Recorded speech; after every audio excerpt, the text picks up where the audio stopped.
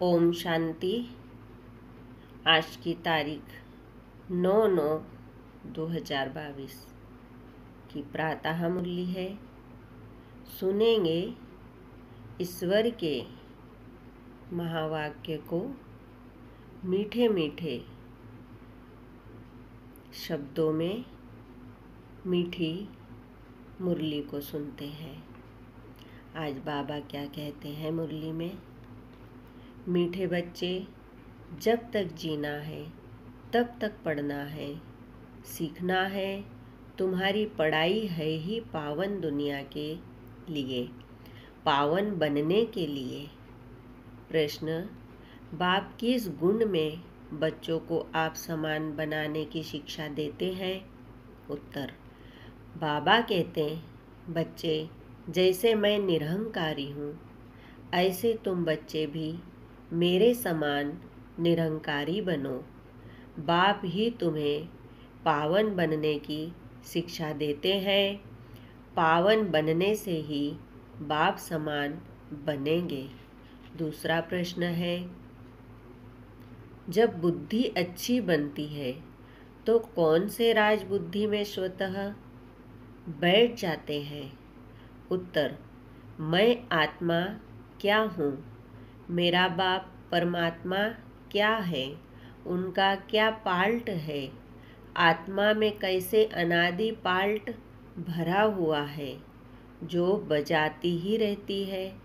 यह सब बातें अच्छी बुद्धि वाले ही समझ सकते हैं। गीत है धीरज धर्मनवा। ओम शांति। बेहद का माँ बाप मिला तो धीरज मिला। किसको? आत्माओं को, व जीव आत्माओं बच्चों को। आत्मा एक छोटी सी बिंदी है। दुनिया में एक भी मनुष्य नहीं जिसकी बुद्धि में हो कि आत्मा एक बिंदी मिसल स्टार है। तुम जानते हो कि हमारी इतनी छोटी सी आत्मा में 84 जन्मों का 5000 वर्ष का पाल्ट है। दूसरी आत्माओं में तो इतना पाल्ट भरा हुआ नहीं है।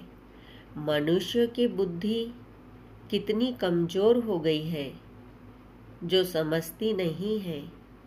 परमात्मा के लिए तो नहीं कहेंगे कि वह 84 जन्म व 84 लाख जन्म लेते हैं।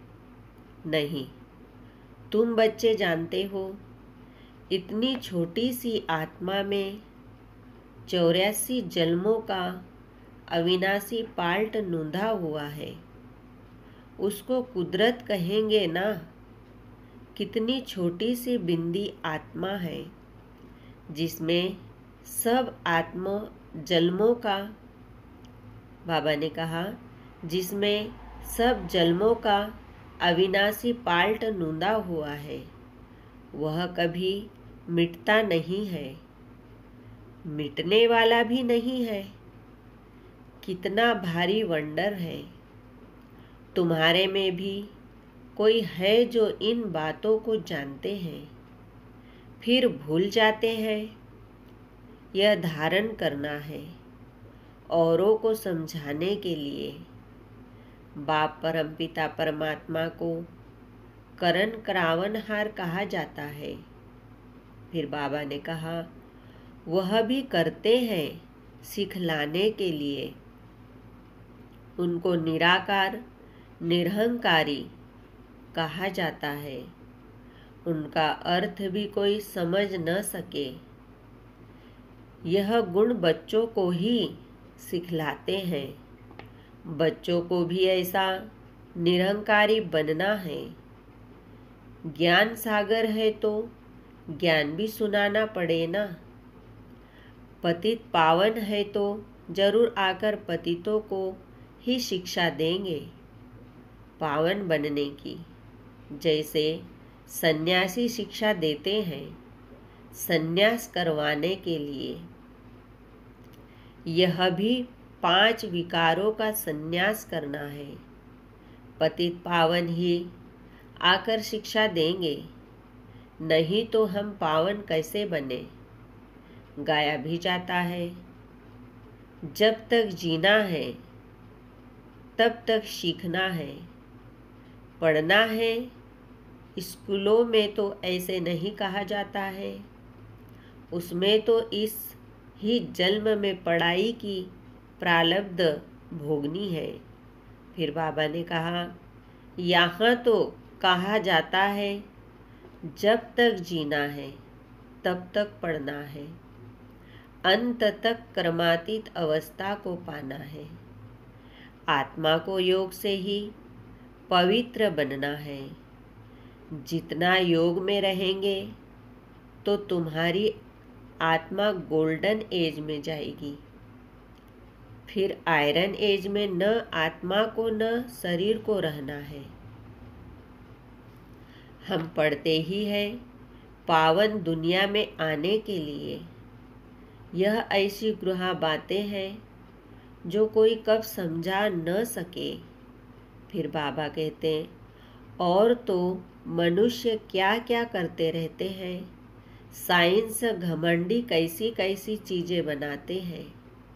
स्टार मून पर भी जाने का पुरुषार्थ करते हैं। तुम समझते हो इनसे कोई जीवन मुक्ति नहीं मिलती है, करके अल्प काल क्षण भंगुर सुख मिलता है। एरोप्लेन से सुख भी मिलता है तो दुख भी मिलता है। कल एक्सीडेंट हो जाए तो दुख होगा। स्टीमर डूब जाता है। बाबा ने कहा, स्टीमर डूब जाता है, ट्रेन का एक्सीडेंट हो जाता है। बैठे बैठे भी मनुष्य हार्ट फेल हो जाते हैं। सुख धाम तो है ही अलग, वहाँ सदैव सुख ही सुख है। इस दुनिया में जो भी सुख है वह है ही अल्पकाल काग विष्टा के समान। फिर बाबा कहते हैं, तुम बच्चों को अभी बहुत अच्छी बुद्धि मिली है। मैं आत्मा क्या हूँ, मेरा बाप परमात्मा क्या है, उनका पार्ट क्या है, हमारा क्या पार्ट है, सारा बुद्धि में राज है। तुम बच्चों में भी सबके 84 जन्म नहीं कहेंगे, सब थोड़े ही सतयुग में इकट्ठे हो जाते हैं। इसीलिए सबके पूरे जन्म, बाबा ने कहा, इसलिए सबके पूरे 84 जन्म नहीं कहेंगे। चंद्रवंशी में भी पिछाड़ी तक आते रहते हैं, वृद्धि होती जाएगी, जन्म थोड़े होते जाएंगे। यह विस्तार की बातें हैं। बूढ़ियों को पहले अल्फ बे पक्का कराना है। अल्फ माना बाबा, बे माना बादशाही।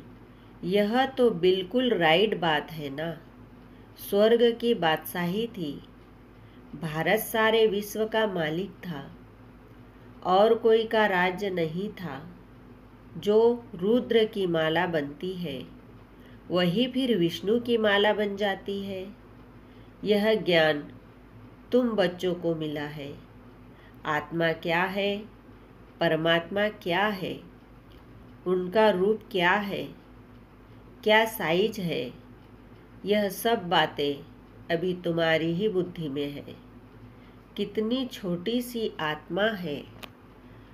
तुम कहेंगे यह सब कल्प पहले भी हुआ था, आज से 5000 वर्ष पहले भी हुआ था।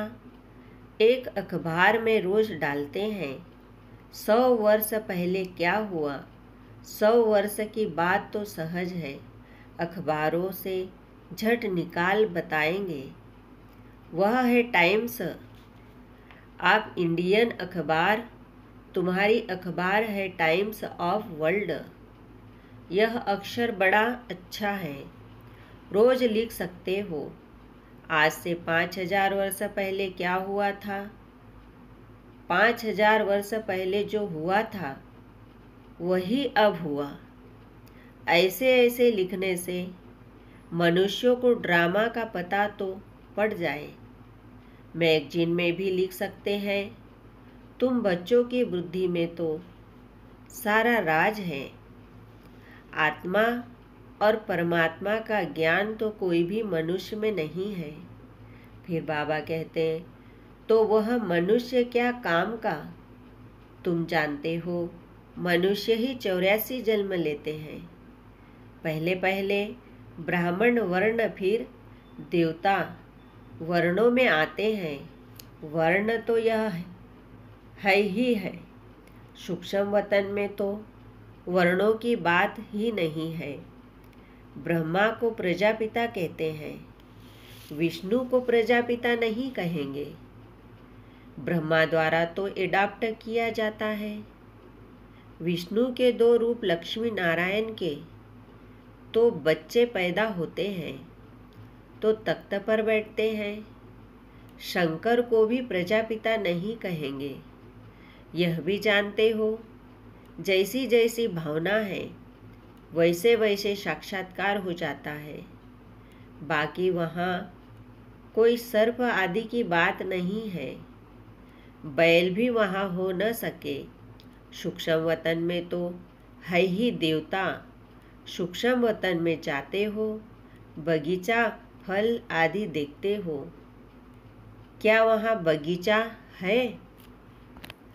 बाबा साक्षात्कार कराते हैं, बाकी है नहीं। बुद्धि कहती है वह सूक्ष्म वतन में झाड़ आदि हो न सके। यह जरूर साक्षात्कार होता है। साक्षात्कार भी यहाँ का कराएंगे। यह सब है साक्षात्कार। इसको जादूगरी का खेल कहते हैं। यह कोई ज्ञान नहीं है। मनुष्य मनुष्य को बैरिस्टर बनाते हैं, वह कोई जादू नहीं कहेंगे। फिर बाबा कहते हैं, वह विज्ञा देते हैं। यह तुम्हारे को मनुष्य से देवता बनाते हैं, नई दुनिया के लिए। इसीलिए जादूगरी कहा जाता है। दिव्य दृष्टि की चाबी बाबा के पास होने कारण उनको जादूगर भी कहा जाता है।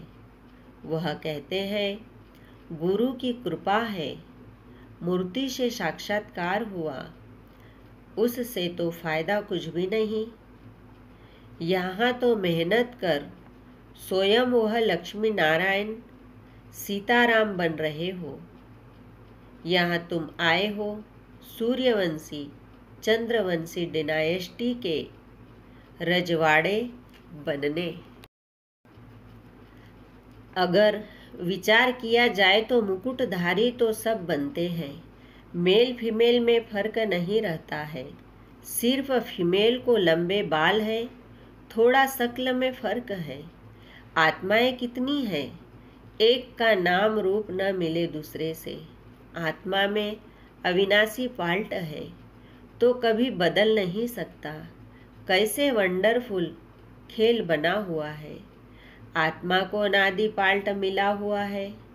बाबा कितना सहज कर समझाते हैं। सिर्फ मूर्ति चित्र के सामने जाकर बैठो तो बुद्धि में सारा चक्र आ जाएगा। फिर बाबा कहते हैं, विचार सागर मंथन करते रहो। यह नर्क है, यह स्वर्ग है, यह संगम है। कितना सहज है। रोज प्रैक्टिस करने से बुद्धि में रोशनी आ जाएगी। लक्ष्मी नारायण राधे कृष्ण के लिए भी लिखो। ब्रह्मा द्वारा सतयुग का वर्षा मिलता है। फिर बाबा ने कहा, लक्ष्मी नारायण को यह प्रारब्ध कैसे मिली? जरूर संगम युग ही होगा, जब ऐसे कर्म किए हैं। अंतिम जन्म में पुरुषार्थ से उन्होंने यह प्रारब्ध पाई है। ऐसे ऐसे ख्याल बुद्धि में आना चाहिए। फिर चित्रों की भी दरकार नहीं रहेगी। फिर बाबा ने कहा, चित्रों को देखते रहो, अंदर में बोलते रहो। रचना के आदि मध्य अंत का राज जानना है। झाड़ में क्लियर है, तपस्या यहाँ कर रहे हैं राजयोग की। यह मनुष्य से देवता बनते हैं। फिर भक्ति मार्ग कैसे शुरू होता है? जो जो जिस जिस धर्म के हैं उसमें ही फिर आएंगे। कितना सहज है, उन पर ही समझाना है। आत्मा क्या है, परमात्मा क्या है? फिर बाबा कहते हैं उनमें अनादि पाल्ट नुदा हुआ है। सतयुग में हम सुख का पाल्ट बचाएंगे। इतने जन्म लेंगे, शमशान में भी जाकर किसको समझा सकते हो? जब तक मुर्दा जल जाए तब तक बैठ सत्संग करते हैं। तुमको कोई रोकेगा नहीं, बोलो, आओ तुमको हम समझाएं। सुनकर बहुत खुश होंगे। बात करने वाले बहुत समझदार सयाने चाहिए। कहाँ भी जाकर तुम समझा सकते हो। समझाते तो बाबा बहुत अच्छी तरह है। तुम्हारे कच्छ बगल में सच है। मनुष्यों के कच्छ में झूठी गीता है। तुम्हारे बगल में सारे विश्व की हिस्ट्री ज्योग्राफी है। श्री कृष्ण के चित्र पर भी तुम अच्छी तरह समझा सकते हो। इनको श्याम सुंदर क्यों कहते हैं? बाबा ने कहा आओ तो हम आपको कहानी सुनाएं। सुनकर बड़े खुश हो जाएंगे। भारत गोल्डन एज था, अब पत्थर एज है। सांवरा हो गया है। कामचिता पर बैठने से काला मुंह हो जाता है। तो ऐसे ऐसे समझाने से तुम बहुत कमाल कर दिखा सकते हो। तीनों चित्र भल साथ में हो। एक चित्र पर समझाकर फिर दूसरे चित्र पर समझाना चाहिए। बहुत सहज है। सिर्फ पुरुषार्थ की बात है। टाइम तो बहुत है। सवेरे मंदिरों में चले जाओ। आओ तो हम तुमको लक्ष्मी नारायण की जीवन कहानी सुनाएं। भक्ति मार्ग में यज्ञ तप तीर्थ आदि करते करते तुम एकदम कौड़ी मिसल बन पड़े हो। फिर शास्त्रों ने क्या सहायता की? हम आपको सच बतलाते हैं। सच ही सहायता करते हैं। अच्छा, मीठे मीठे सिखिल दे बच्चों प्रति माता पिता बाप दादा का याद प्यार और गुड मॉर्निंग। रूहानी बाप की रूहानी बच्चों को नमस्ते। हम रूहानी बच्चों की रूहानी बाप दादा को याद प्यार गुड मॉर्निंग नमस्ते। धारणा के लिए मुख्य सार है। पहला पॉइंट, पढ़ाई पर पूरा पूरा ध्यान देना है। बाकी साक्षात्कार आदि की आस नहीं रखनी है। ना उम्मीद बन पढ़ाई नहीं छोड़नी है। दूसरा पॉइंट, चित्रों को देखते विचार सागर मंथन कर हर बात को दिल में उतारना है। राजयोग की तपस्या करनी है। वरदान, अपने मस्तक पर सदा बाप की दुआओं का हाथ अनुभव करने वाले विघ्न विनाशक भव। वरदान का डिटेल, विघ्न विनाशक वही बन सकते जिनमें सर्व शक्तियाँ हो। तो सदा ये नशा रखो कि मैं मास्टर सर्वशक्तिमान हूँ। सर्व शक्तियों को समय पर कार्य में लगाओ। कितने भी रूप में से माया आए, लेकिन आप नॉलेजफुल बनो। बाप के हाथ और साथ का अनुभव करते हुए कंबाइंड रूप में रहो। रोज अमृत वेले विजय का तिलक स्मृति में लाओ। अनुभव करो कि बाप दादा की दुआओं का हाथ मेरे मस्तक पर है, तो विघ्न विनाशक बन सदा निश्चिंत रहेंगे। स्लोगन है, सेवा द्वारा अविनाशी खुशी की अनुभूति करने और कराने वाले ही सच्चे सेवाधारी हैं। ओम शांति। शुक्रिया बाबा, शुक्रिया। ओम शांति, ओम शांति, ओम शांति।